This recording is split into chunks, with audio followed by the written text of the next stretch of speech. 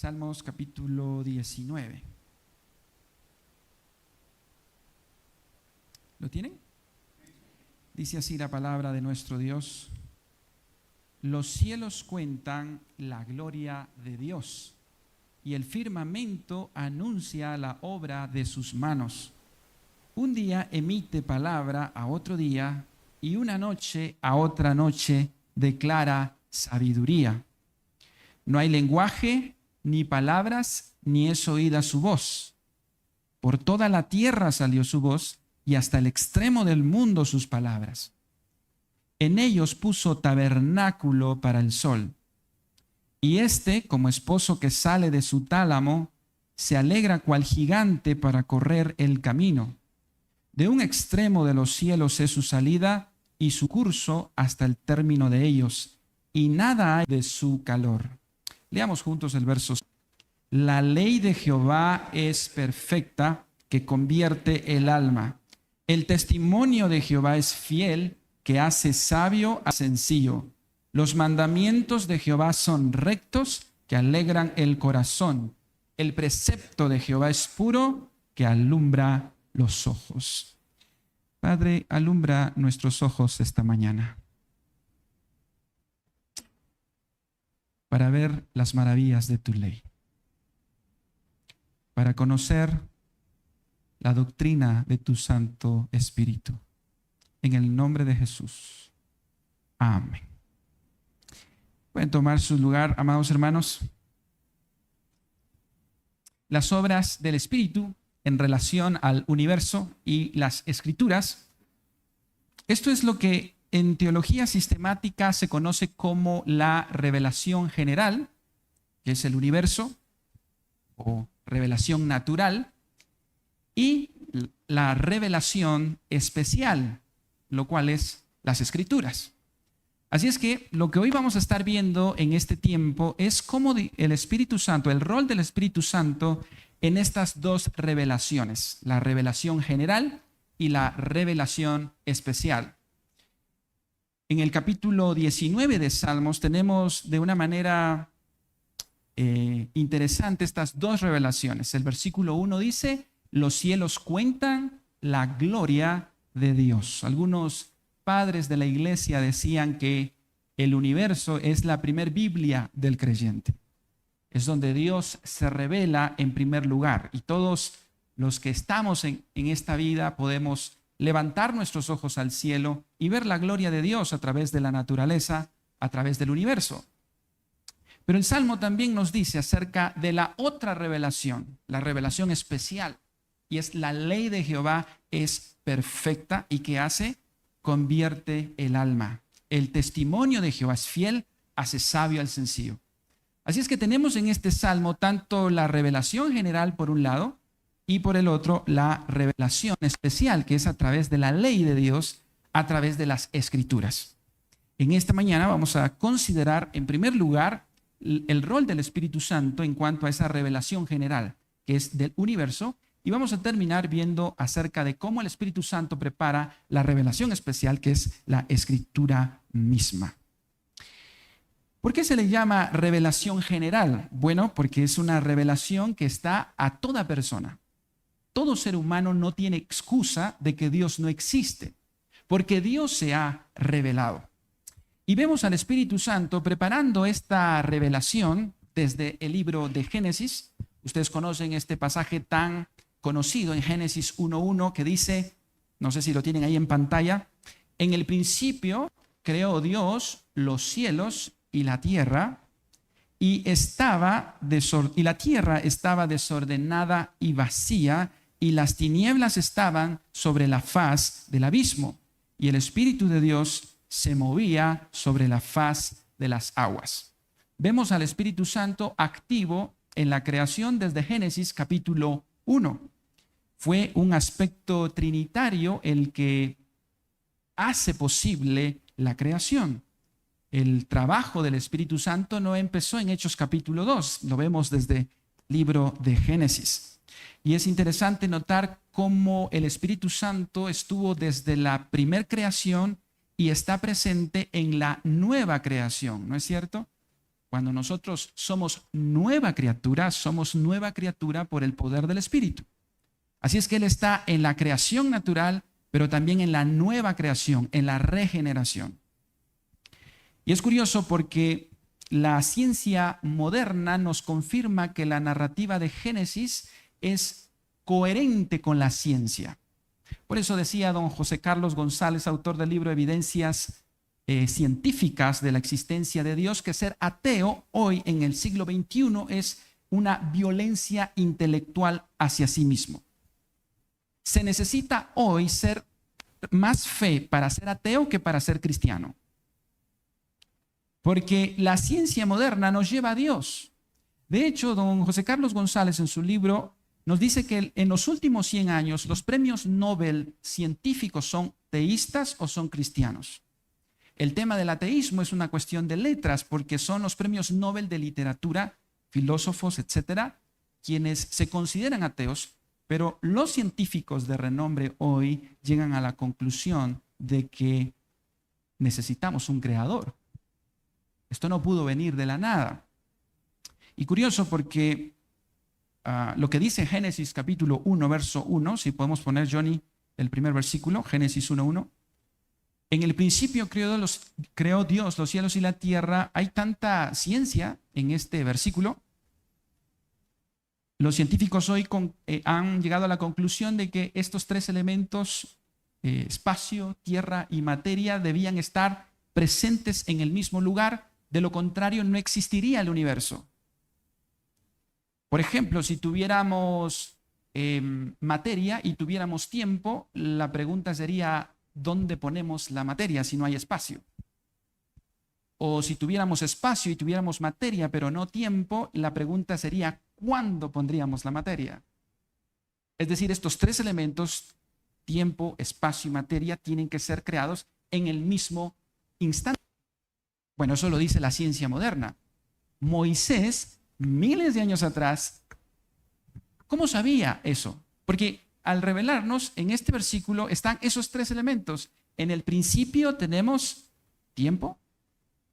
Creó Dios los cielos, tenemos espacio, y la tierra tenemos materia. Tiempo, espacio y materia.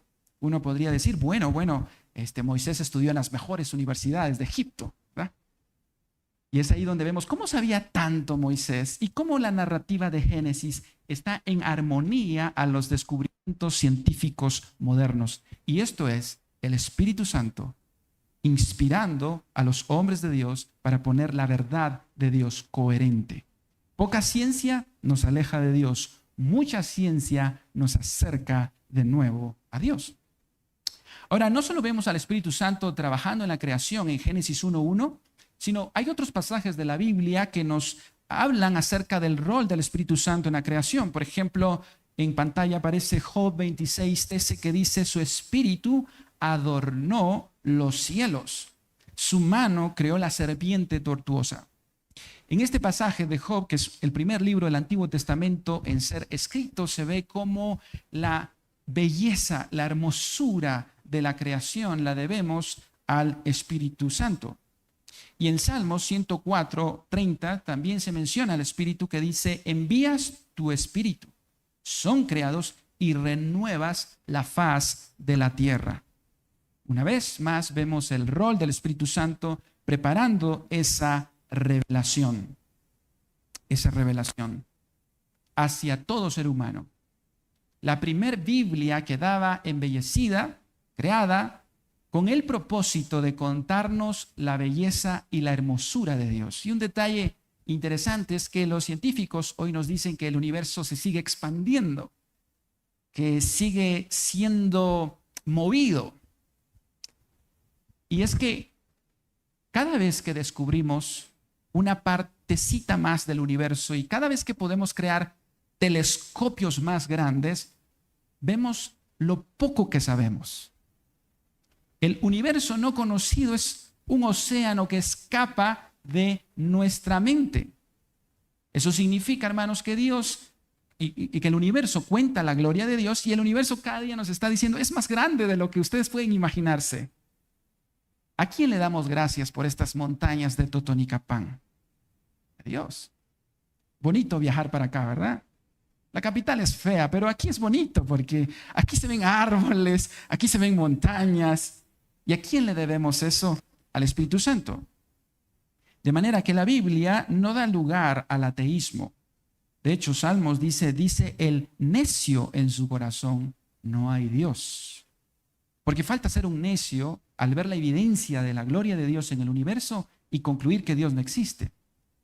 En Romanos capítulo 1, versículo 20, siguiendo el tema de la revelación general, el apóstol Pablo dice al respecto, porque las cosas invisibles de Él, su eterno poder y deidad, se hacen claramente visibles desde la creación del mundo, siendo entendidas por medio de las cosas hechas, de modo que no tienen excusa.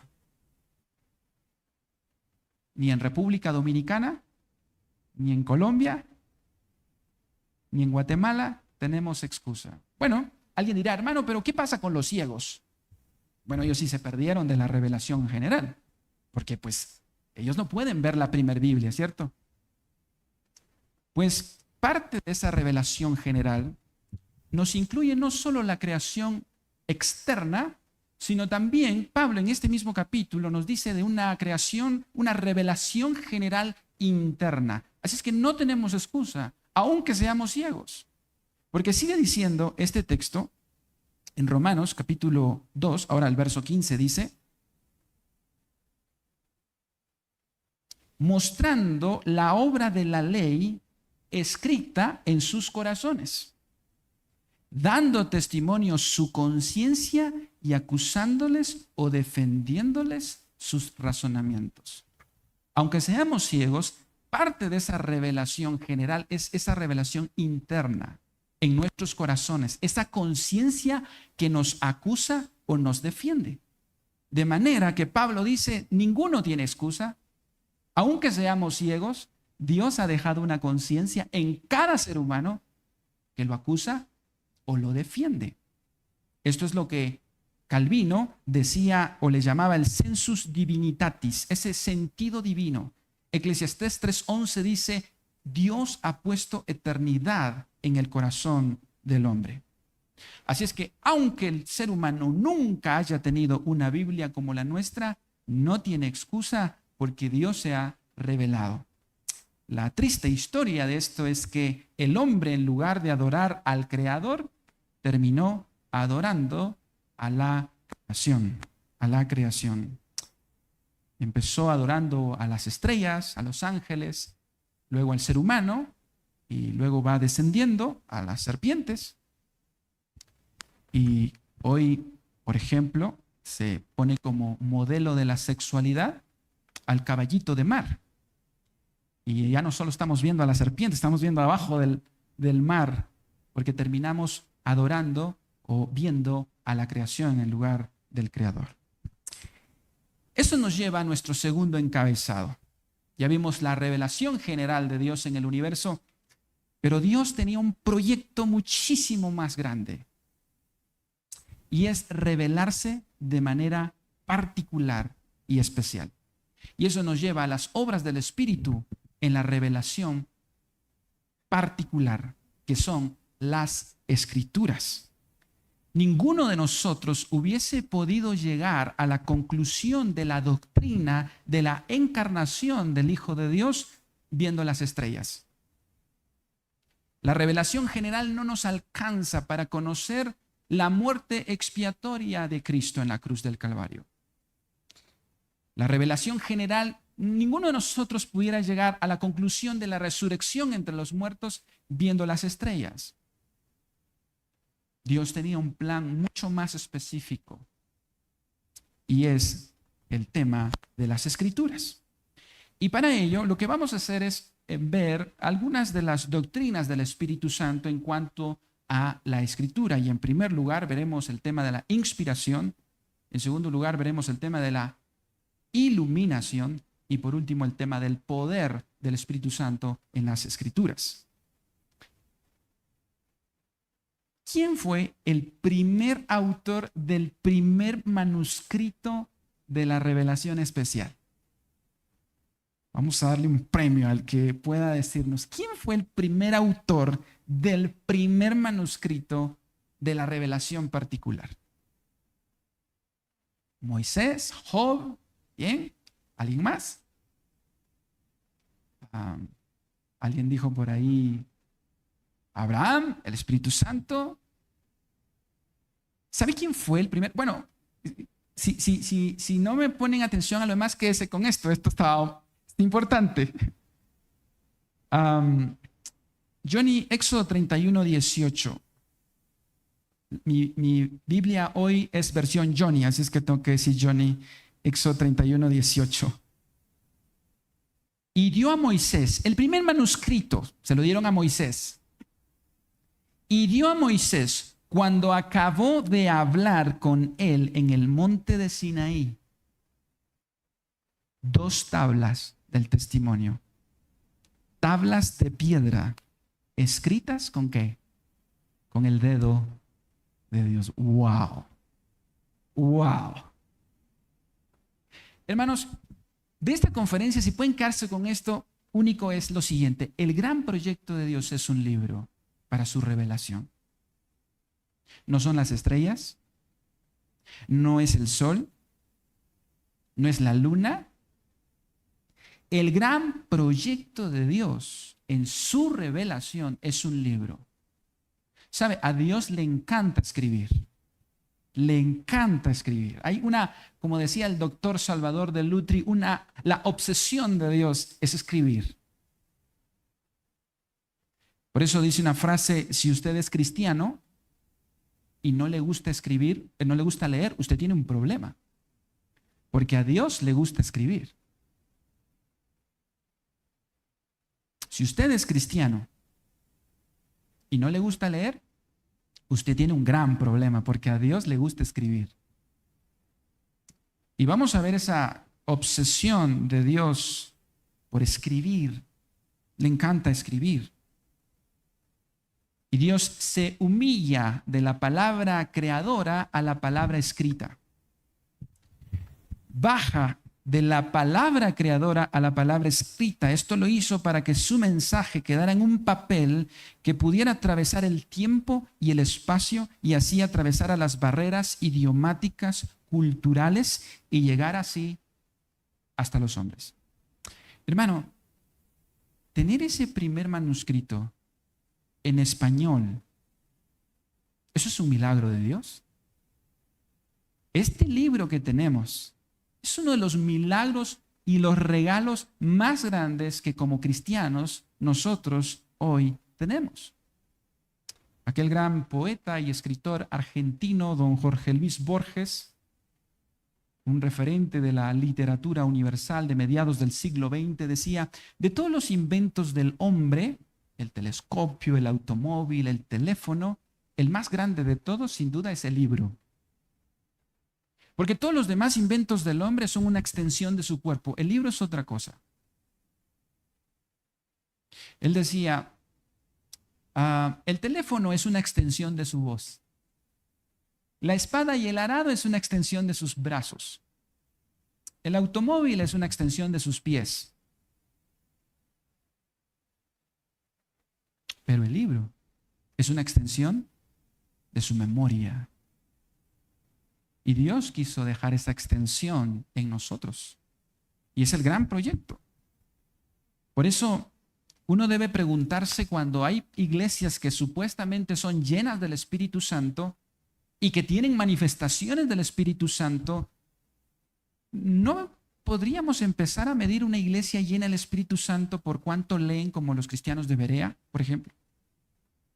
Porque Pablo dijo, estos son más nobles que los de Tesalónica. No porque hablaban en lenguas, no porque hacían milagros, sino porque dice que escudriñaban las Escrituras para ver si lo que les decían era así. Hermanos, una iglesia llena del Espíritu Santo es una iglesia que lee, que escudriña. La primera pregunta aplicativa para nosotros es, ¿lee nuestra iglesia? ¿Cuánto leemos en la iglesia? Por cultura, pues casi no leemos, ¿verdad? Pero eso no importa, Porque cuando el Espíritu Santo entra, nueva criatura es, las cosas viejas pasaron y aquí todas son hechas nuevas. Uno de los frutos del Espíritu Santo es que nos enseña a leer. Por eso los primeros misioneros que vinieron, metodistas que vinieron a Guatemala, uno de sus proyectos principales fue en los colegios, educar. Porque el analfabetismo era un grave problema para llevar adelante el Evangelio. Entonces tenemos aquí el gran proyecto de Dios. La pregunta es, ¿qué hizo Moisés con ese primer manuscrito? ¿Qué hizo Moisés con ese primer manuscrito, hermanos? Moisés venía bajando el monte Sinaí y de repente ve a Aarón y al pueblo israelita adorando el becerro de oro y van a creer ustedes lo que hizo el hombre más manso de este planeta Tierra. Porque la Biblia dice, imagínense ustedes, la Biblia dice que Moisés era el hombre más manso sobre este planeta Tierra. Lo agarró y lo tiró y lo quebró en 1000 pedazos. El primer manuscrito de Dios. Hermanos, por menos se habían muerto. Usa, por tocar el arca, cayó fulminado. Nadab y Abiud, por ofrecer fuego extraño en números, cayeron fulminados con fuego. ¿Qué le pasó a Moisés? Nada. Porque si hay un proyecto al cual Dios estuvo involucrado hasta el día de hoy, fue que su libro llegara a nosotros. Y por eso estamos acá. ¿Sabe cómo se nos conoce a los cristianos en el Corán? Para aquellos que han tenido la oportunidad de leer el Corán, se nos conoce como el libro, el pueblo del libro. No éramos el pueblo del tamal y del sándwich y del café, ¿verdad? No éramos el pueblo del chuchito, ¿verdad? Porque ahora como que son cristianos, comemos mucho, ¿verdad? Somos llamados el pueblo del libro. En cada reunión lo que había era el libro, era la escritura, era leer, era escudriñar. Y wow, hoy tenemos una tarea titánica aquí, 2 días escuchando prédica tras prédica tras prédica. Lo normal es que nos convoquen en conferencias cristianas contemporáneas para concierto tras concierto tras concierto. Eso hace más sentido para el cristiano moderno. No conferencia tras conferencia tras conferencia. Pero eso es el fruto del Espíritu Santo. Que vengamos al libro. Moisés destruye las tablas de la ley y Dios lo vuelve a subir al monte Sinaí y le dice, otra vez, pero ahora te toca escribirlo a ti. Y Moisés se pone a escribir los 10 mandamientos. Y entonces vemos este proceso de Dios en la inspiración, dando a los agentes de revelación, a los profetas en primer lugar en el Antiguo Testamento, y empieza esta maratónica de escritura. Por ejemplo, a Isaías capítulo 30, versículo 8, lo tenemos ahí en pantalla, en Isaías 38.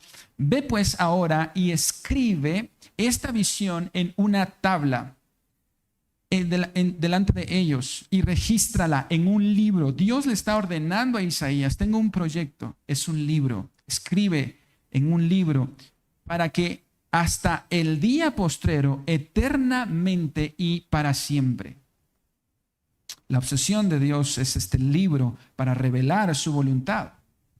Y luego a Jeremías, Johnny, si puedes poner el pasaje de Jeremías, capítulo 36, verso 1. Toma un rollo de libro y que dice, escribe en él todas las palabras que te he hablado contra Israel y contra Judá y contra todas las naciones desde el día que comencé a hablarte, desde los días de Josías hasta hoy. Jeremías tuvo un ministerio tan particular y especial y fue poder exhortar al pueblo de Israel justo antes del exilio a Babilonia. Y para eso Dios de nuevo pone un libro, pone una escritura. Jeremías vio con sus propios ojos la rebeldía de sus líderes políticos y religiosos y vio con sus propios ojos cómo Nabucodonosor destruye Jerusalén, destruye el templo, se lleva los utensilios del templo. Y entonces escribe el libro de Lamentaciones. Y se llama así porque es un libro para lamentar, para llorar. Él podía ver las cenizas corriendo de Jerusalén. Y curioso porque en Lamentaciones tenemos uno de los versículos más lindos. Nuevas son sus misericordias cada mañana. Ese versículo no viene de los Salmos. Viene de un libro difícil, del libro de Lamentaciones. Y cuando Jeremías lleva este rollo, este escrito ante Joacim, ¿sabe qué hace Joacim? Saca el cortaplumas y lo empieza a cortar. Y después lo tira en una fogata y lo quema. El gran proyecto de Dios es un libro. El proyecto de los hombres es destruir ese libro. El proyecto de los hombres es quitar a un lado el libro y empezar a volcarse a los falsos profetas. Si hubo un problema que tuvo Jeremías en su ministerio, fueron los falsos profetas, los que traían una revelación fresca. Pero Dios, al siguiente pasaje en pantalla, Jeremías 36:27, ¿qué le dice a Jeremías? Fíjense lo que le dice. Y vino palabra de Jehová a Jeremías después que el rey quemó el rollo, las palabras que Baruc había escrito de boca de Jeremías diciendo, ¿qué dice el verso 28? Vuelve a tomar otro rollo y escribe en él todas las palabras primeras que estaban en el primer rollo que quemó Joacim, rey de Judá. Vuelve a escribir. Lo mismo que pasó con Moisés, vuelve a escribir. Lo mismo que pasa con Jeremías, vuelve a escribir. Y al profeta Habacuc, en el capítulo 2, versículo 2, vuelve y dice, y Jehová me respondió y dijo, escribe la visión y declárala en tablas para que corra el que leyere en ella. ¿Cuál es la palabra que más se repite a los profetas en el Antiguo Testamento? Es escribe, escribe, escribe. Y es así como entonces surge el Antiguo Testamento. Faltaría tiempo, hermanos, para explicar la sangre, el sudor, la paciencia de los hombres de Dios para que nosotros tengamos la revelación del Antiguo Testamento. Dios se ha tomado en serio traernos su revelación. Y eso nos lleva al Nuevo Testamento, donde el autor de Hebreos ahora nos dice lo siguiente: Dios da un paso más en su revelación especial. Ya no solo usa agentes de revelación como los profetas, Dios da un paso gigante en su revelación especial. Y dice Hebreos capítulo 1, versículo 1. Dios, habiendo hablado muchas veces y de muchas maneras en otro tiempo, a los padres por los profetas, en estos postreros días nos ha hablado ¿por quién, hermanos? Por el Hijo. No por el Espíritu, ¿verdad? Dice por el Hijo. Es interesante porque la revelación última y máxima de Dios en su revelación específica es el Hijo. El Verbo se hizo carne y habitó entre nosotros. No hubo una generación que sea más bendita de la revelación que usted y yo. Porque tenemos la primera Biblia, ¿verdad? Pero también tenemos la segunda Biblia. Cristo en el Nuevo Testamento.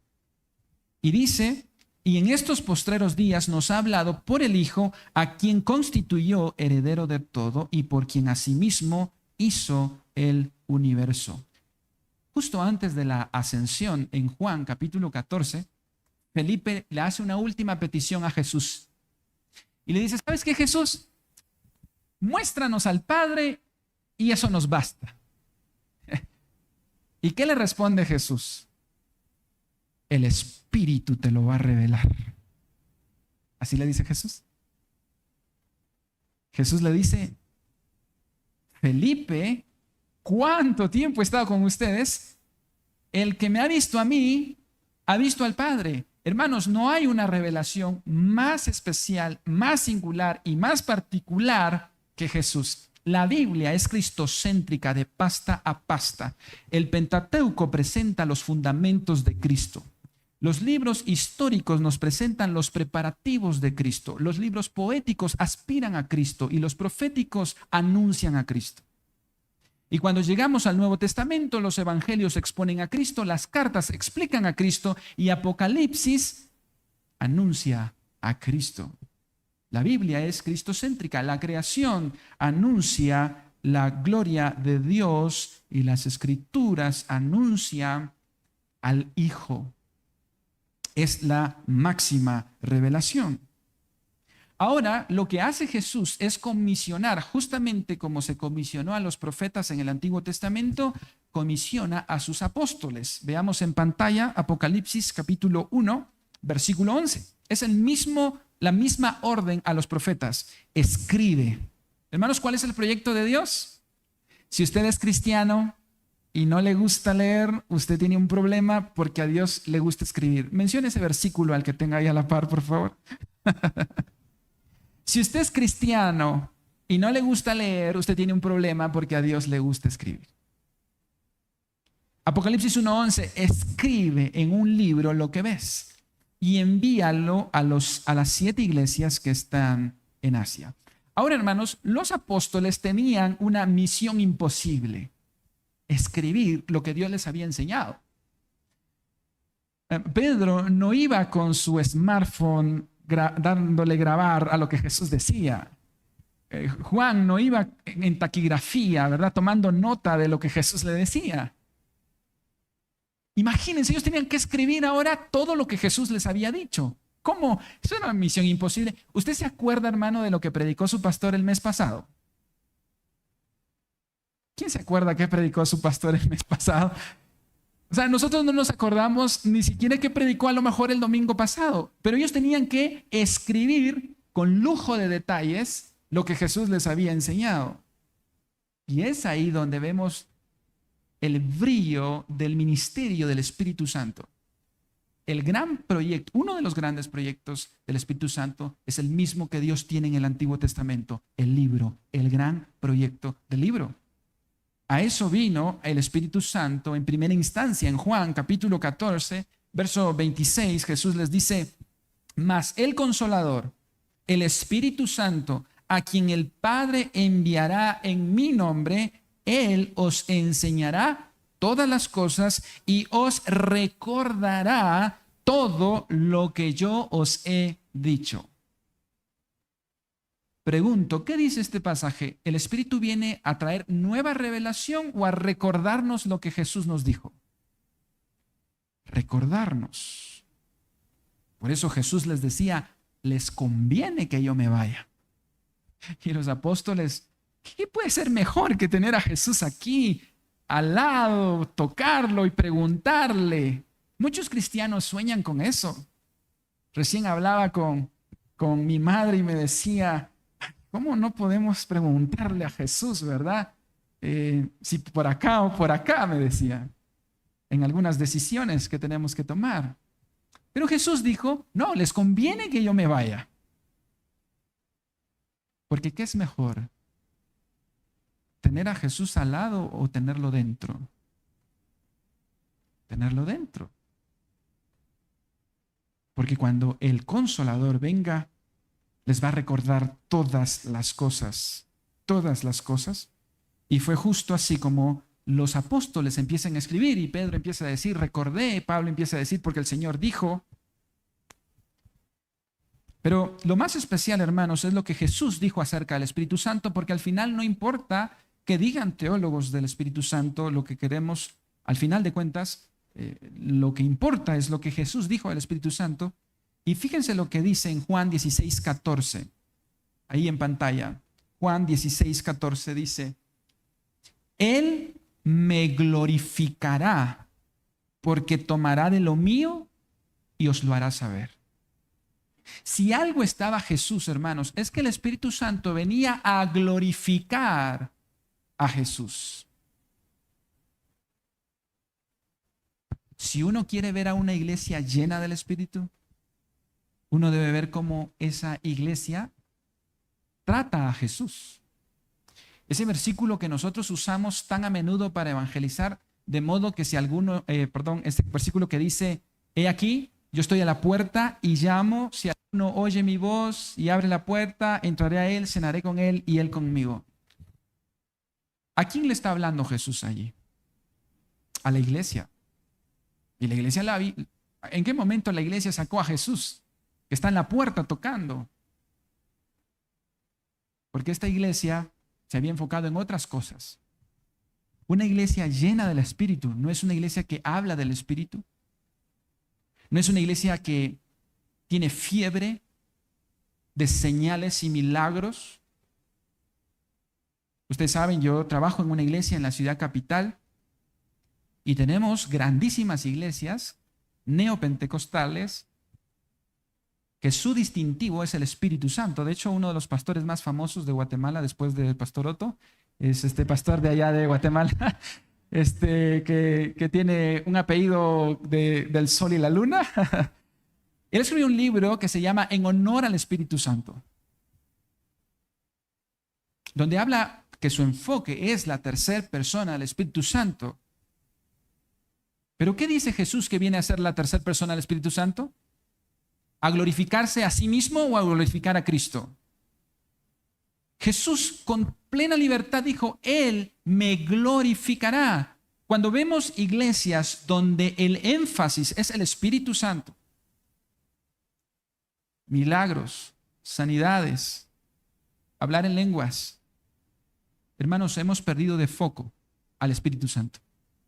Una iglesia llena del Espíritu Santo es una iglesia llena de Cristo, es llena de Jesús. ¿Sabe? Yo estoy tan agradecido por este libro que nos dio la Junta Directiva y el Comité Teológico hace muchos años. ¿Cuántos se recuerdan de este libro? Fuego Extraño, nos lo dieron hace un buen tiempo. Y de hecho, yo estaba recordando dónde lo compré cuando vi el sello de la Junta Directiva para que nunca se nos olvidara que ellos nos lo regalaron. Un obsequio de la Asociación Evangélica Metodista Primitiva de Guatemala. Y hay varios autores, el autor es John MacArthur, pero él cita, y quisiera que pudiéramos poner eso en pantalla, Johnny, no sé si lo tienes.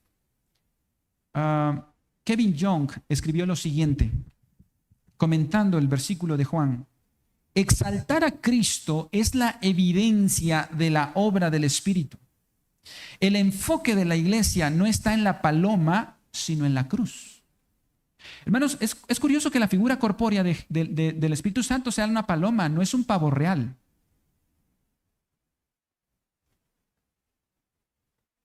Es la cruz, dice Kevin DeYoung. Es la forma en que el Espíritu actuaría, como J.I. Packer afirma. El mensaje del Espíritu para nosotros nunca es mírame, escúchame, ven a mí, conóceme. No, sino siempre es mira a Cristo y observa su gloria, atiéndelo y escucha su palabra, ve a Él y ten vida, conócelo y saborea de su don de gozo y de paz. Ese es el ministerio del Espíritu. Martin Lloyd-Jones agrega la siguiente cita. El Espíritu no se glorifica a sí mismo, glorifica al Hijo. Esto es para mí una de las cosas más sorprendentes y notables sobre la doctrina bíblica del Espíritu Santo. El Espíritu Santo parece esconderse y disimularse. Él siempre está, por así decirlo, poniendo el foco en el Hijo. Y es por eso que creo, y lo creo profundamente, que la mejor prueba de todas en cuanto a si hemos recibido el Espíritu Santo es preguntarnos qué es lo que pensamos del Hijo, qué sabemos sobre el Hijo. ¿Es el Hijo real para nosotros? Esta es la obra del Espíritu. De manera, hermanos, que el Espíritu no está trayendo revelaciones ajenas a Jesús, sino todo lo contrario, apuntándonos. Y es así como cierra entonces el Nuevo Testamento al llegar a las epístolas, diciendo el apóstol Pablo lo siguiente en 2 de Timoteo 3:16: toda la escritura es inspirada por Dios y útil para enseñar, para redarguir, para corregir, para instruir en justicia, a fin de que el hombre de Dios sea perfecto, enteramente preparado para toda buena obra. En cierta ocasión, una persona se acercó conmigo en la capital y me dijo, ¿usted de qué iglesia es? Yo le dije, bueno, es una iglesia que se llama Castillo Fuerte. ¿Y de qué denominación es? Es una iglesia metodista. ¿Y quién es su apóstol? ¿Cómo le digo? ¿Quién es su apóstol? Otoniel, le dije yo, ¿verdad? De hecho, lo voy a ver este fin de semana. Y le dije, bueno, nosotros no solo tenemos uno, nosotros tenemos 12. 12, me dice, wow. ¿Y quiénes son? Ya murieron, le dije yo.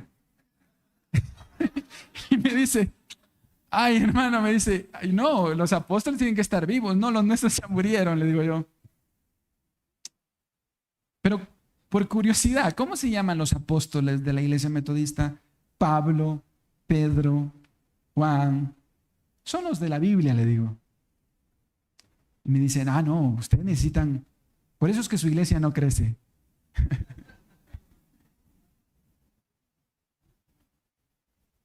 Y hermanos, sinceramente, no quisiera que en estas conferencias viéramos la paja en el ojo de nuestros hermanos neopentecostales o pentecostales. Quisiera que viéramos la viga que hay en nuestro ojo, porque nosotros también nos hace falta mucho por conocer del Espíritu Santo.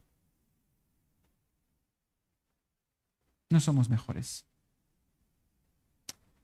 Pero bueno, le respondí, no me creyó que mis apóstoles ya habían muerto, pero dije, es la Escritura. ¿Sabe?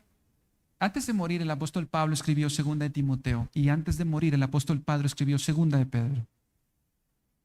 Y el contexto de 2 de Pedro es que en el capítulo 1 Pedro dice que Jesús le había revelado sabiendo que en breve debo abandonar el cuerpo. Antes de morir, Pedro dice, esta es mi última carta. Jesús me ha revelado que me queda poco tiempo, sabiendo que en breve debo abandonar el cuerpo como nuestro Señor Jesucristo me ha declarado. En cierta ocasión, Jesús le dijo a Pedro, Pedro, cuando eras joven, te ceñías e ibas a donde querías. Mas cuando seas viejo, extenderás tus manos y te ceñirá otro. Y antes de morir, Pedro tiene una preocupación, y son los falsos maestros, que enseñaban con sueños, con visiones. Imagínense, Pedro en el Nuevo Testamento todavía no se ha cerrado el canon. Y Pedro entonces dice, ¿cómo? Antes de morir, ¿qué le puedo dejar a la iglesia? Y es ahí donde escribe 2 de Pedro, capítulo 1, versículo 19, si tenemos ahí en pantalla. 2 de Pedro 1:19. Antes de morir, Pedro escribió, tenemos también la palabra profética más segura, a la cual hacéis bien en estar atentos como una antorcha que alumbra en un lugar oscuro, hasta que el día esclarezca y el lucero de la mañana salga en vuestros corazones. Versículo 20. Entendiendo primero esto, que ninguna profecía de la Escritura es de interpretación privada, porque nunca la profecía fue traída por voluntad humana, sino que los santos hombres de Dios hablaron siendo inspirados por el Espíritu Santo. Hermanos, Pedro nos dice, tenemos la palabra profética más segura, a quien hacéis bien en prestar atención, como una antorcha que alumbra el lugar oscuro. Muchas iglesias hoy han buscado otras antorchas, muchas lámparas, otras lámparas, pero nosotros queremos volver a la Escritura. Aplicaciones finales. Quiero dejar por lo menos sencillamente 3 aplicaciones. Número 1, si usted es cristiano y no le gusta leer, usted tiene un gran problema, porque a Dios le gusta escribir. Tenemos que leer, hermanos. Tenemos que escudriñar. Pablo le dijo, Lucas escribe en Hechos 17:11, y estos eran más nobles que los estaban en Tesalónica. Y uno dice, estos de Tesalónica sí eran bien descuidados. No, porque cuando Pablo habla a los de Tesalónica, dice, doy gracias a Dios porque ustedes recibieron la palabra no como palabra de hombres, sino como palabra de Dios. Los de Tesalónica tenían en gran estima la palabra de Dios. Normalicemos, como diría la nueva generación, normalicemos que una iglesia llena del Espíritu es una iglesia que lee, que escudriña, que tiene hambre y sed de la palabra de Dios. 2. La fe cristiana es una fe revelada en un libro. Hermanos, la fe cristiana no es mística, no es esotérica, no es algo que me va a caer del cielo. Un cristiano está casado con un libro y es la Biblia. La fe cristiana no es lo que yo quiero que sea. La fe cristiana es lo que es. Y el gran proyecto de Dios es dejarnos este libro. Y número 3, hermanos, debemos volver a poner en el centro de la congregación la Escritura.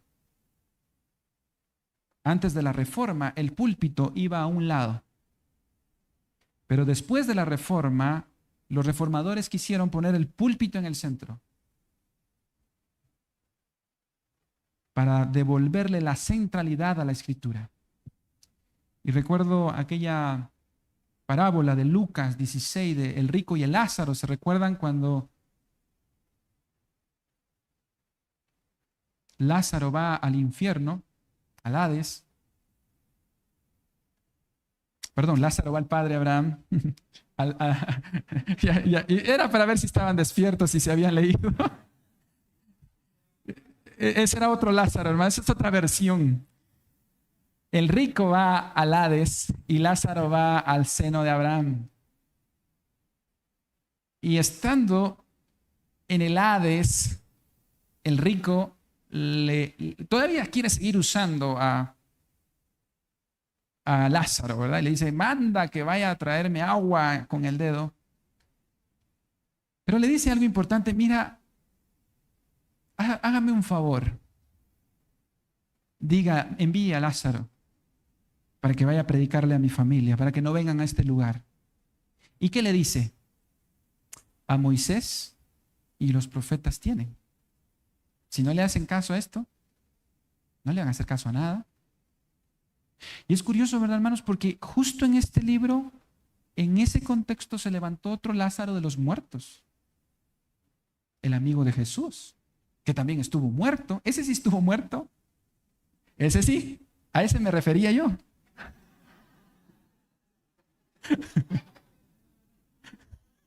Es que ustedes no me entendieron. Lázaro, 4 días de muerto, se levantó, lo conocían antes, durante y después. Y él dijo, entonces sí se van a convertir. ¿Y sabe qué decidieron en ese momento los judíos? Vamos a matar a Jesús. Los milagros no convencen. Las sanidades no convencen. La fe viene por el oír la palabra de Dios. ¿Sabe, hermano? Quiero terminar contando una experiencia que tuve. Fue para una Semana Santa. Para Semana Santa, normalmente como familia, pues viajamos. Yo fui a mi pueblo, de donde somos. Ahí está mi primo Estuardo, al Palmar Quetzaltenango, uno de los pueblos más hermosos de Guatemala. Digo, para los que no han conocido el Palmar. Y pues todos estábamos de vacaciones, pero tengo un primo que es hermano de Estuardo, que estudia medicina, está a punto ya de graduarse. Y él se fue, pero se llevó sus libros para seguir estudiando. Y yo me acuerdo que un día de esa semana, yo me levanté al baño, eran como las 2 de la mañana, y de repente voy al baño y cuando veo, está mi primo con una lamparita estudiando. Y en ese momento, Dios me llevó a considerar un pensamiento. ¿Qué necesita más estudio? ¿Un libro de anatomía o mi palabra? Y yo dije, definitivamente la palabra de Dios. Entonces, ¿por qué ellos dedican más diligentemente su tiempo para estudiar un libro de los hombres. Y yo, que soy pastor, dedico tan poco tiempo para estudiar el libro de Dios. Créanme que esa madrugada dije yo, nunca más voy a tratar la Biblia como un libro cualquiera. Si hay un libro que necesita estudio es este. La diferencia entre un estudiante de medicina y nosotros los pastores es que ellos van a estudiar 10 años y listo. Pero nosotros nos vamos a morir estudiando. Decía John MacArthur a los pastores jóvenes, hermanos, los primeros 50 años son difíciles, después ya uno va aprendiendo un poquito. El gran proyecto de Dios es este libro y de su espíritu.